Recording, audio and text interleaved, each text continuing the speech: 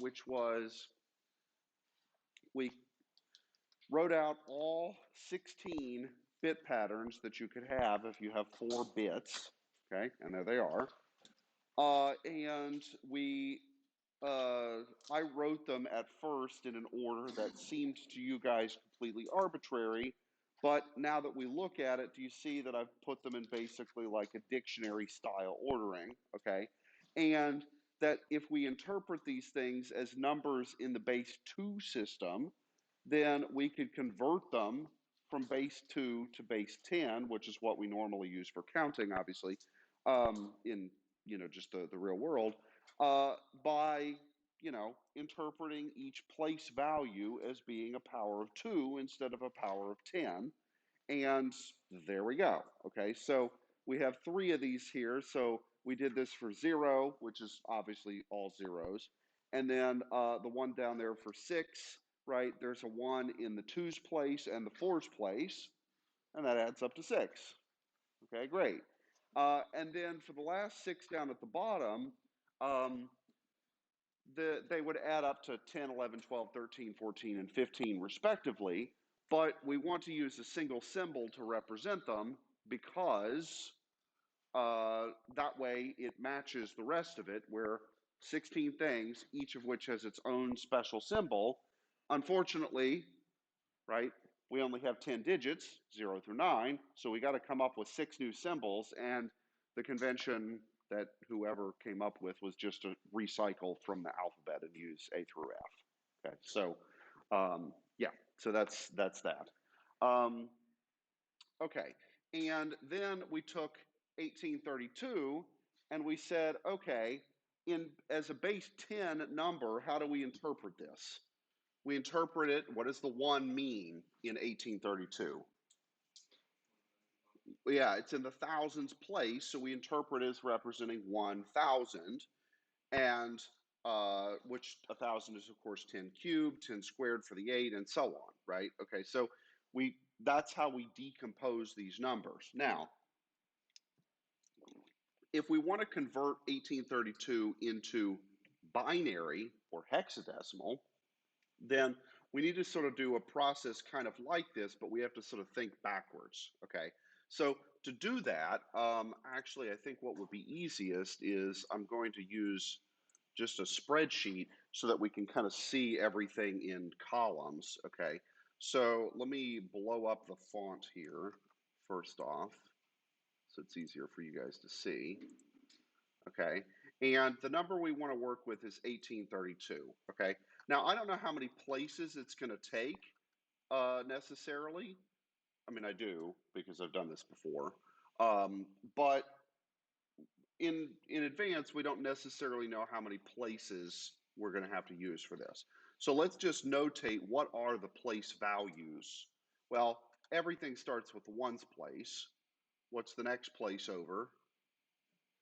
Okay, in base 10, it'd be 10, but if we want to convert this into binary, what is it? I'm sorry? Oh, I see. Yeah. In binary, what's the base? It's 2, because what can your digits be? 1 or 0, okay? In base 10, what can your digits be? 0 all the way up through 9. If we wanted to include the A through F, we would be doing this in hexadecimal, which is base 16. We'll do that next. Okay. All right. So the next place is the 2's place, and then the 4's place, and then the 8's, and right, 32, 64, 128, and so on. Okay. But the other way I can think about this is as, okay, 2 to the 0, 2 to the 1st, 2 to the 2nd, 2 to the 3rd, and so on.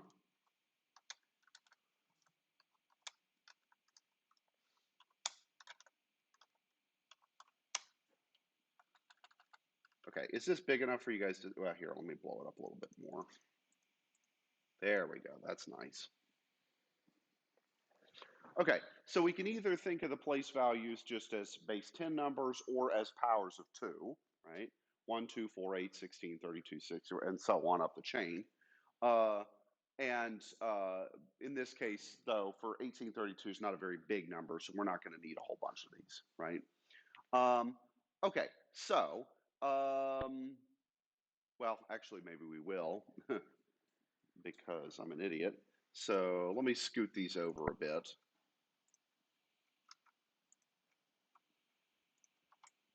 Okay, and what will the next one be? Oops, unlock's not on. 256. Why did it switch the, oh, because I created, yeah, all right. 256, 512, oops. And then what would the next one be if I had one more?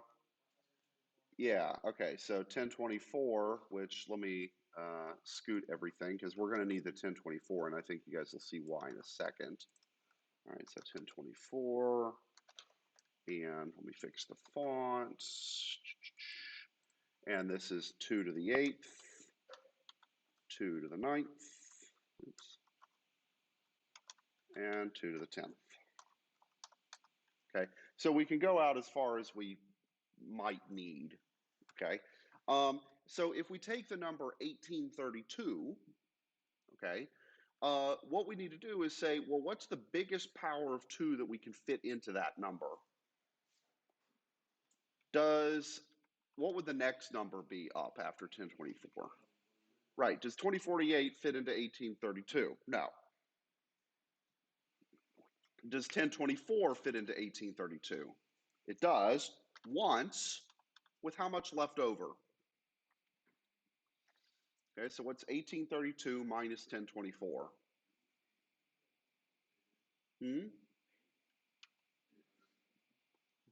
Okay, it's too early for me to do arithmetic, so 808. Okay. I'm a mathematician, not an accountant, so I don't do arithmetic. Okay, so first off, 808, the remainder, had better be smaller than 1024. Okay, if it isn't, that means that you should have gone up one more power. Okay, it's kind of like when you're doing long division. Do you guys remember doing that? No? Yeah. Kids these days. Don't worry, we'll talk about division. Okay, so 808, it better be smaller than 1024, okay, and it is, certainly. And then we just continue this process. So 808 is our new number. Does 512 fit into that? Okay, yes, once, with how much left over? 296, okay? Does 296, or sorry, does 256 fit into 296? Once, with, in this case, 40 as the remainder. That's easy. Okay. Does 128 fit into 40? No, so I put a 0 and I continue. Does 64 fit into 40? Nope. Does 32 fit into 40? Yes, once, with how much left over? 8.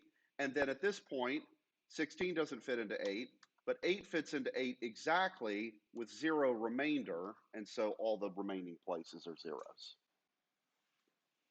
Okay, so does that make sense? Yeah. It's kind of laborious for bigger numbers, right? But what's the process? It's the same thing over and over. You just start with the biggest power of 2 that you could fit into that number, and then you start descending until you hit the ones place and you're done, okay? All right, does that make sense? So 1832, what have we learned?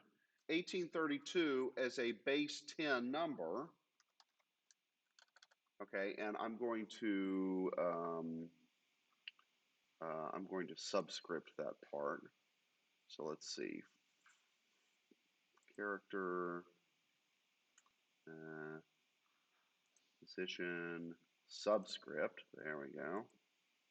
Okay, so 1832 base 10 is what in base 2? 11100101010. Okay, now here's one downside to using a spreadsheet. What's about to happen?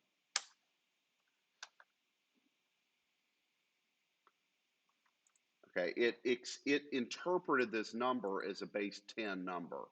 Okay, so what I need to do is I need to format this cell as a text cell so that and then widen it because it's too wide to fit. So let me back this up a little bit. And I'll widen just this cell, okay, a little bit. Okay, so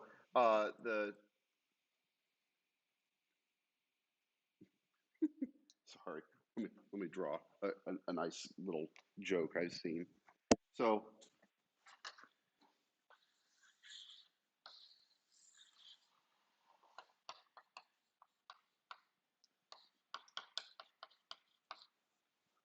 okay, so you guys, of course, all know what both of these things are, right?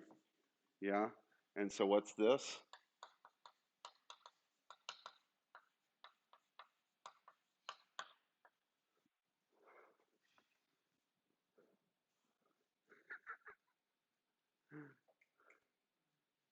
No? Too early for that kind of humor?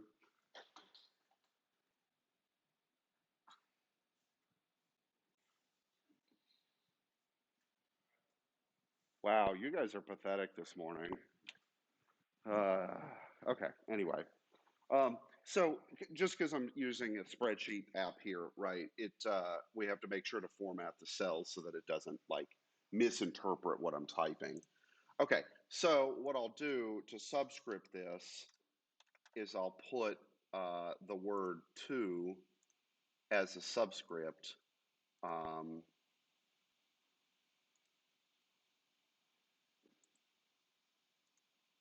just so that we kind of understand that this is meant to be a binary number, okay?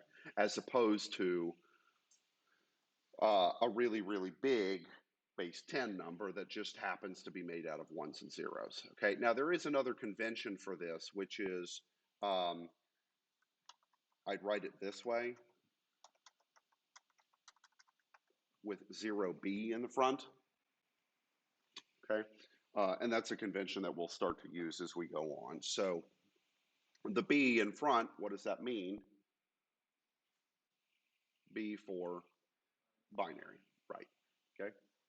Okay, so that conversion process kind of makes sense. It's a little laborious in the arithmetic department, but not rocket science to pull off. Okay. Okay. So now we can do the exact same thing to convert something into hex. And to convert from base 10 into hex, there's really two ways we can do it. We can go from base 10 directly into hex, okay? Or we could go from base 10 into binary and then convert that binary into hex. Okay, now let's do it the second way because we already happen to have the binary number in front of us. Okay, so how do I convert a big binary number here into hex? What does a hex symbol represent? How many bits? 4 of them. Okay, so I just have to take these bits here 4 at a time, starting with the least significant bit. Okay, so let me write these these bits 4 at a time. Okay, so what's the right 4? This. What's the next 4? Okay, and then here, let me format these as text because um, uh, so it doesn't destroy it. Okay, so what was it? 0010. Oops. Okay, and then 0001, 0010, and then 111. But how many bits should I really have here to convert it into hex? Okay, so how should I interpret 111? As 0111. Oops. Okay, I just pad it with a number of however many zeros are necessary to get it to be a multiple of 4. Okay, so good with that. All I did was took the binary pattern that we had a minute ago and I just split it into chunks of 4, starting at the least significant bit, the right-hand bit. Okay, good. Okay, now what are each of those 4-bit patterns expressed with our hex scheme? What's the first one? Or sorry, from the right. 8. What's this one? 2. Oops. And what's this one? 7. Okay, so how I would write this is I would say 0x728. Okay, or I would subscript it with the word hex, H-E-X. Okay, so I could either write this, or I could write 728 hex, and then put the hex in as a subscript.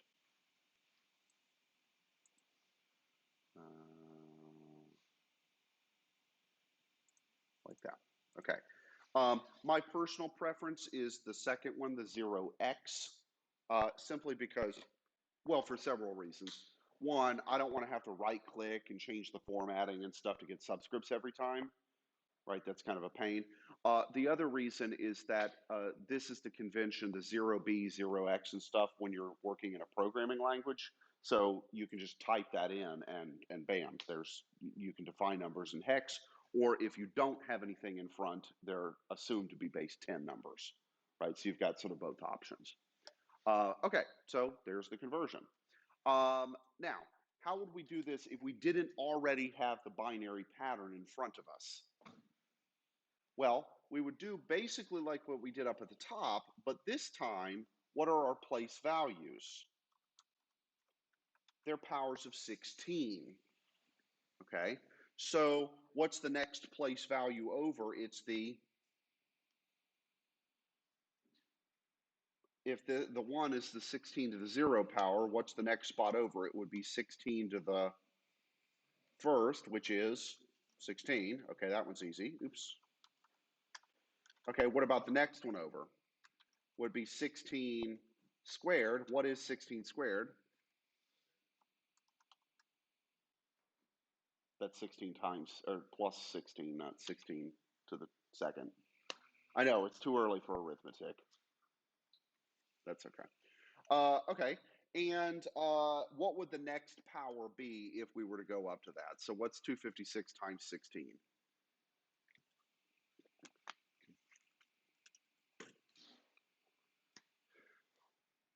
Well, let's just be 4096. Okay, do we need a 4096 for converting 1832? No, we do not. That's way too big. Okay, so what's the biggest power of 16 that goes into 1832? Does 4096 go in? No. Does 256 go in? How many times? Turns out to be 7, right? So if I put a 7 here, okay, and I do 1832 minus 7 times 256, what do I get? I get 40 as my remainder, okay?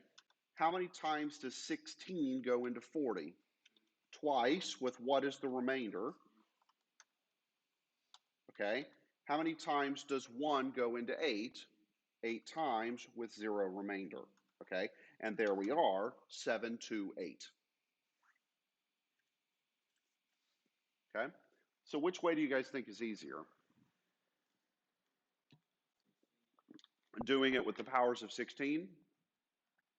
Or going through doing it to binary and then going from binary to hex? I don't know. That's kind of a matter of opinion.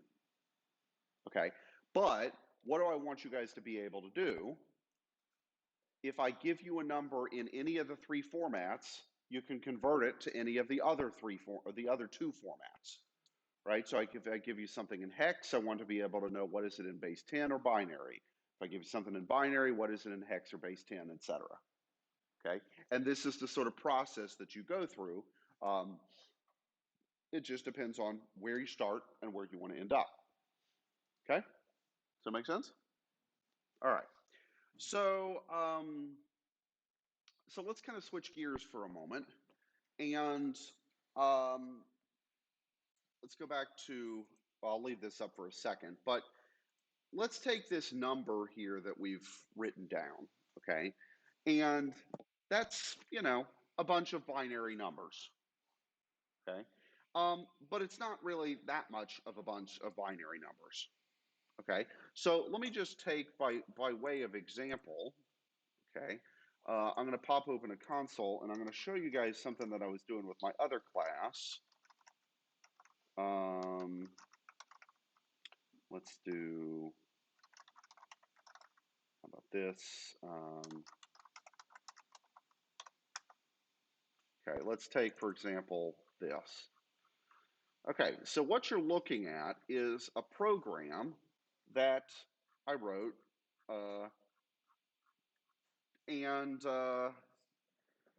for my other CS class this semester. Okay, and now do you look at this and say, "Oh yes, I see exactly what this program is doing"? Of course not, right? Because this is the executable program, right? So this is all machine language, okay, expressed in hexadecimal. And so what do we see? We see just a crap ton of stuff expressed in hex. What does each hex character stand for? Like in binary, each hex character represents how many bits? 4 bits, okay?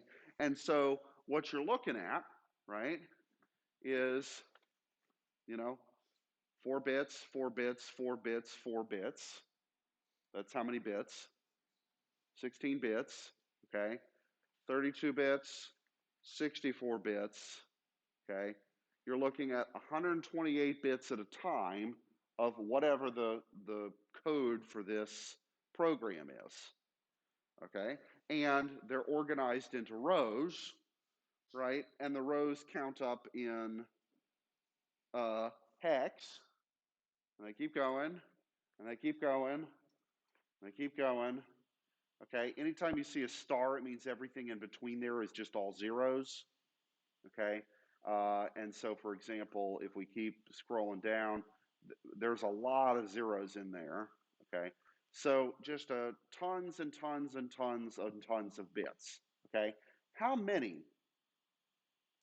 How do we measure large quantities of these things? Right, that's sort of the question. Okay, so what kind of data measurements for data quantity could we think up?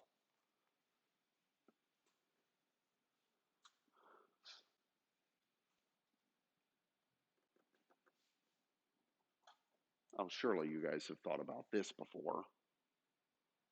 All right, who watched the Apple event yesterday? New iPhones? Yeah, not really.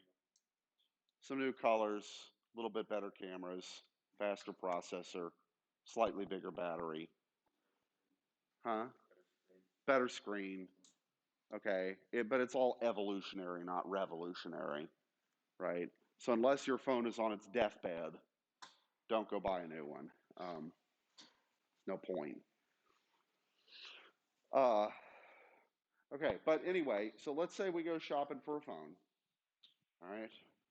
All right, where's my chair? There it is.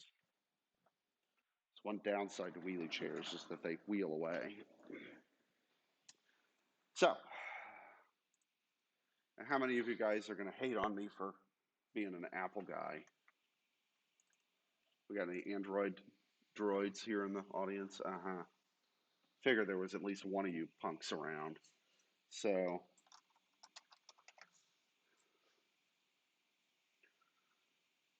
ooh, ooh,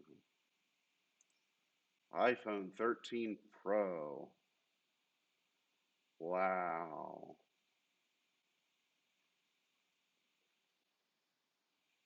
Let's check out the different models. Oh wow, look at how beautiful their marketing is. Ooh. Okay, forget all the marketing stuff. I want tech specs. That's what I care about. Okay? All right. So, I don't know, for the purposes of this, let's go big or go home. We're going to get a Pro Max, whatever color. But here, what are these 4 different options? What do they mean? How much storage space, okay, is on the phone? And of course, there's a footnote because we live in America. But we've got these 4 different capacities: 128 GB, 1 TB. What do these things mean? Yeah, gigabyte, terabyte. Okay, what is a gigabyte?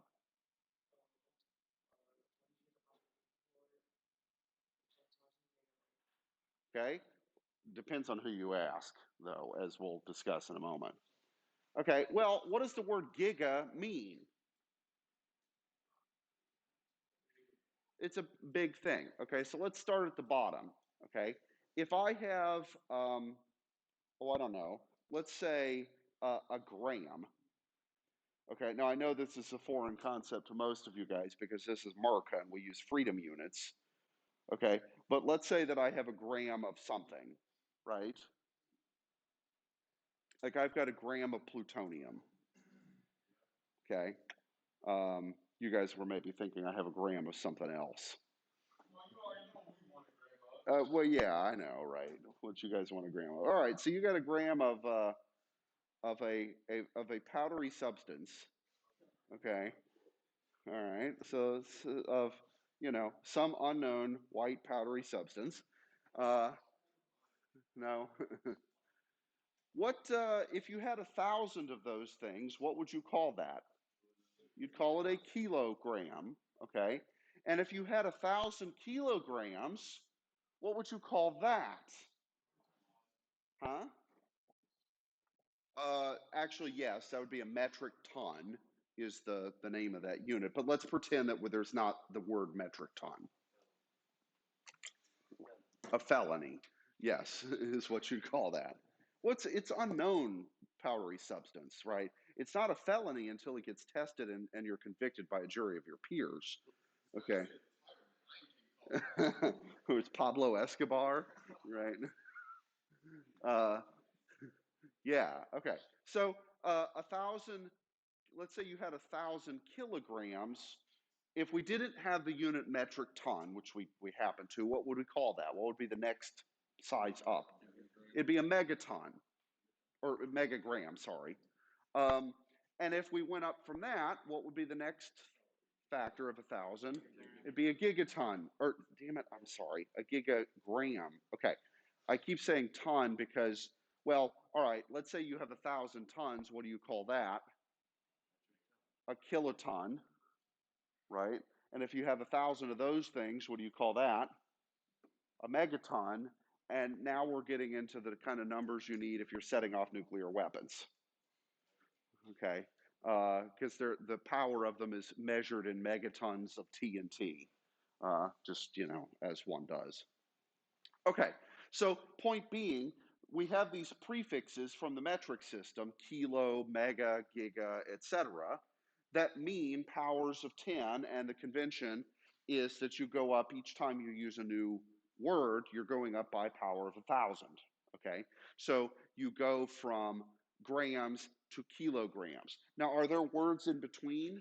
Yeah, what's a 10-gram unit? Like what would 10 grams would be equivalent to saying 1 decagram. Does anybody say that? Not really. I mean, there is a word for it, but we just tend not to use it. We'd rather say 10 grams or 1/100th of a kilogram, right? That's just whatever. Okay, so so on, right? So 128 gigabyte, capital B stands for byte, little b stands for bit. That's the other convention. So 128 gigabytes is how many bytes? Well, a gigabyte is how many? 1,000 megas. How much is a mega? 1,000 kilos. And how much is a kilo? 1,000 regular units. Okay, so 128 gigabytes is 128 times 1,000 times 1,000 times 1,000. It's a big number, right? It's a lot of data. Okay, all right, so let's just compute that. What is it equivalent to just as a number without, so what is that? Let's go back to our calculator. Huh? Yeah, 128 times 1,000 cubed, all right, 128 billion, right? That's a lot of data. That's a lot of bytes, okay?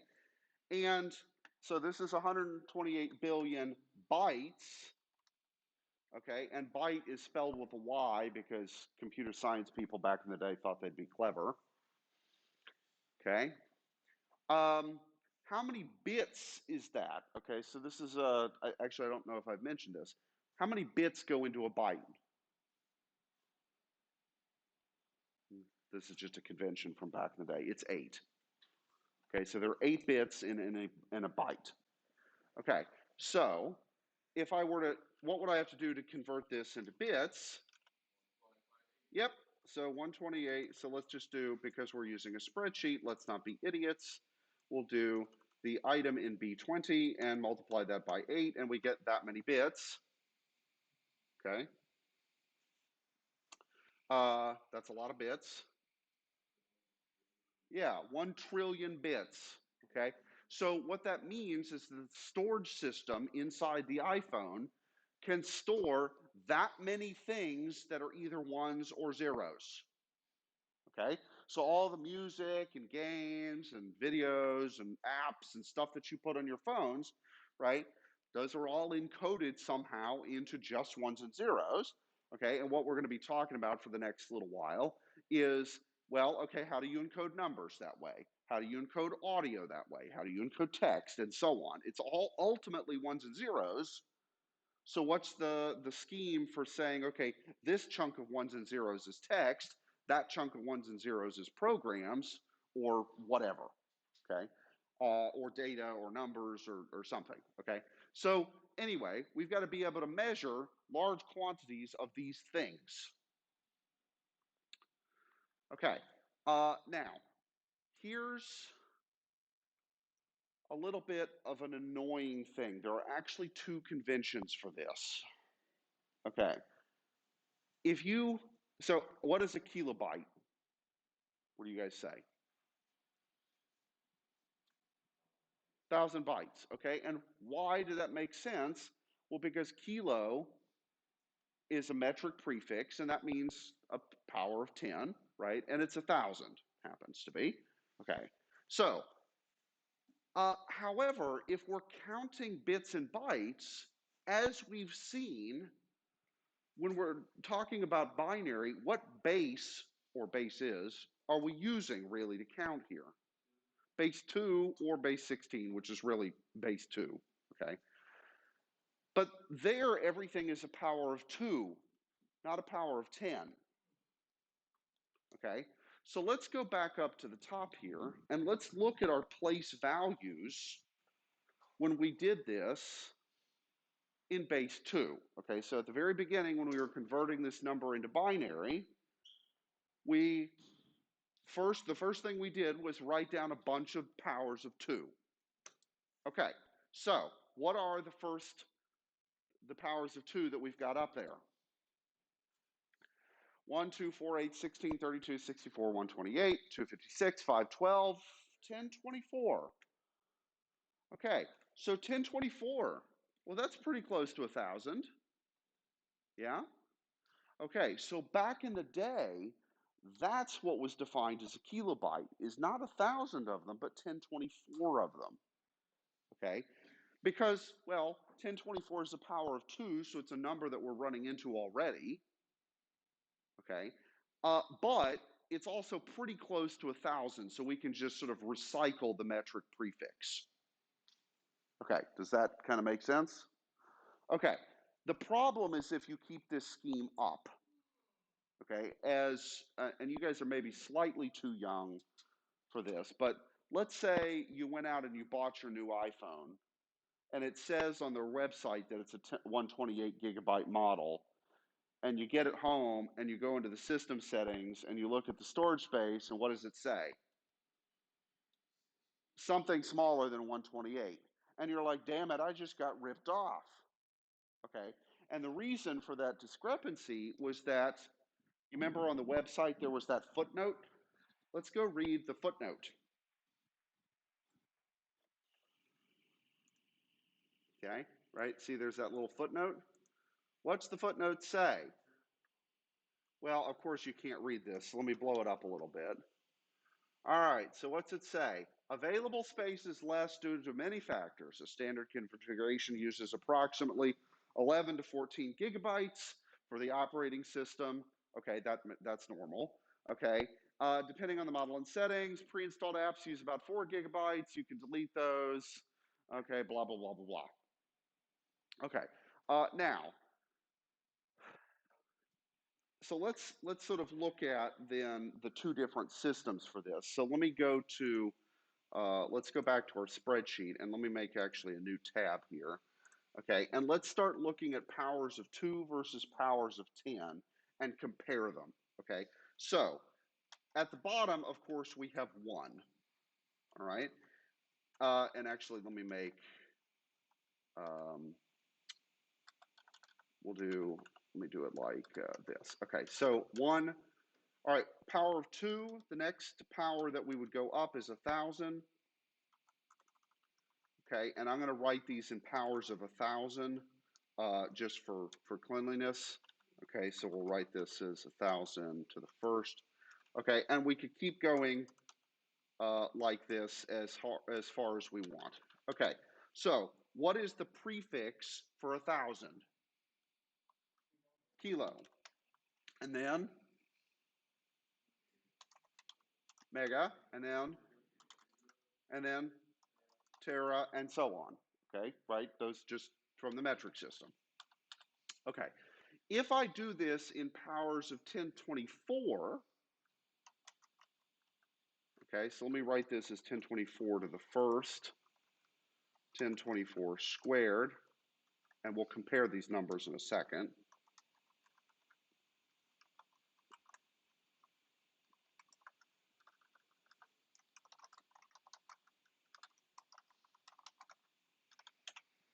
Okay, when I learned this stuff, I learned it this way.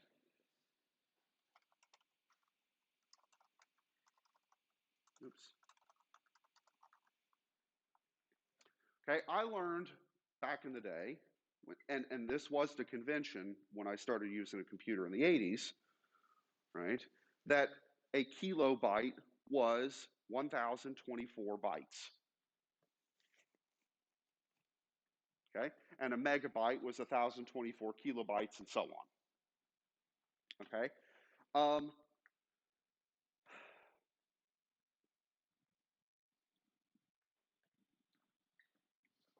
but is this confusing to use the metric word in two different ways? Okay, so what happened was, and this sort of, it was in the mid 2000s, I think, that this really started to become a thing. Okay, basically, the computer companies got tired of people complaining about this storage space shortage that they thought that they were getting. Okay, and so here's why there was a shortage. They thought there was a shortage. Let's say that I went out and I bought a 1 gigabyte hard drive. Okay, which giga is the manufacturer using when they sell it to me?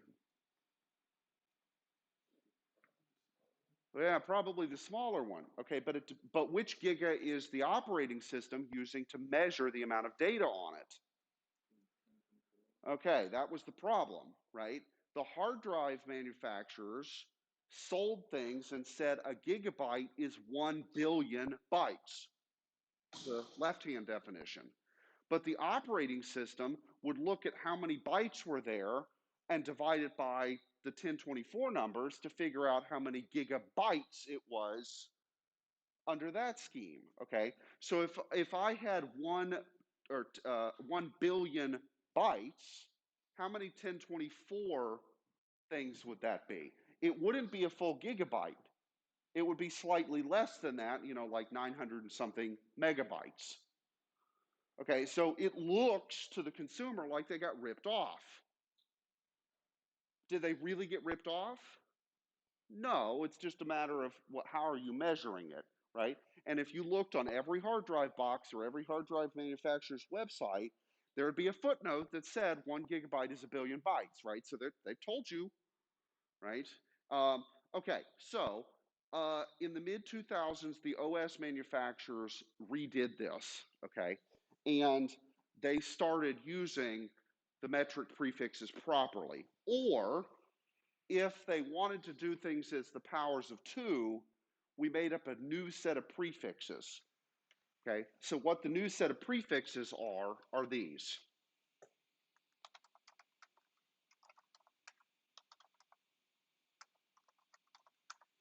Kibby, Mebby, Gibby, and Tebby, and you could of course go up the chain with this. Okay, so instead of talking about a kilobyte, you talk about a kibibyte. What's the problem with the word kibibyte or mebibyte? It sounds stupid. Okay, it sounds really stupid, and so yeah, like I don't ever say this. Okay, and then they have abbreviations too. The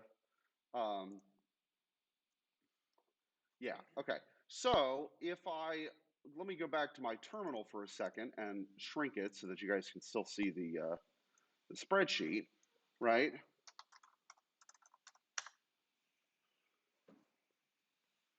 Okay. If I look at a listing of every file that's in this particular directory, okay, it's going to tell me a lot of stuff. What's the name of the file? What time and date was it last saved?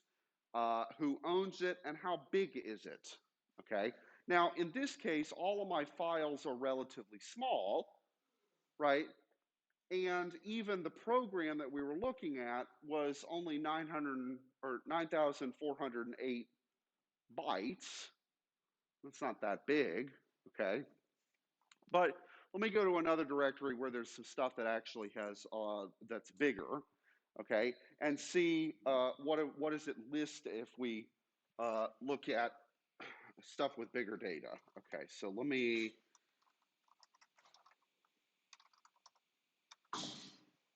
Nope, those are all small.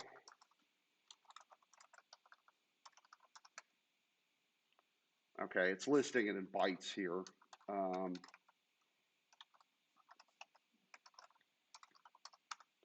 Yeah, those are all listed in bytes. Let me do, let's see, let's go into,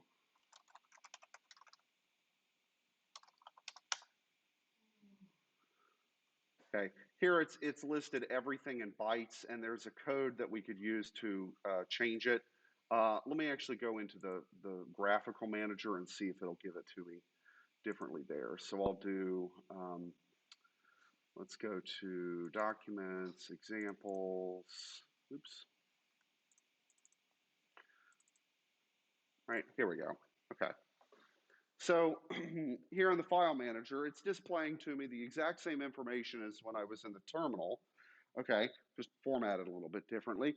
But what do we notice there on the sizes? Okay, some of these smaller ones, it's displaying them in what? Like 503 or 0 for that matter. Yeah, 0 byte, or I mean 503 bytes. Okay, what about the other ones? Okay, so let's take the one at the top, this a.out file, whatever that is. It's 1.7 kibibytes, okay? So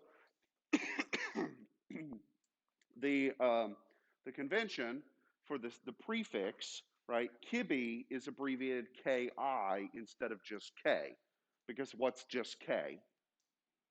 Kilo from the base 10 system. Okay, now, if you fired up Mac OS or Windows and looked at your file structure, okay, which is what all of you guys are using, you would not see kibi. You would see kilo or mega or whatever, okay? And interpret those now as the power of 10. So a kilo is really 1,000, not 1024, okay? And Windows and Mac OS have basically decided, okay, we're going to display everything in the metric units, which is how the hard drives are sold anyway, so everything matches, okay? I'm using here a Raspberry Pi, which is running Linux, okay? Linux is developed by old school people like me, and Okay, so we still like to see it in the base 1024 system because that's what we're used to. Uh, and so it's just going to abbreviate that the new proper way as Kibbe. Yeah, okay. So what this means though, the sort of TLDR, if you will, from this whole exercise is we have to be sure that we're careful of what we mean when I say kilo, okay? When it comes to things that I'm writing or something, I will specify which system I mean, and if I don't, then do it whichever way you want, or come ask me, okay? Now, I will try very hard to say kilo when I mean 1,000 and Kibbe when I mean 1024, but I promise you I'm going to slip up and I'm going to say kilo and mean 1024 because I've been doing it that way for basically my whole life. Okay, so if there's ever a question, just ask. Okay, good? All right, see you guys on Friday, if not before.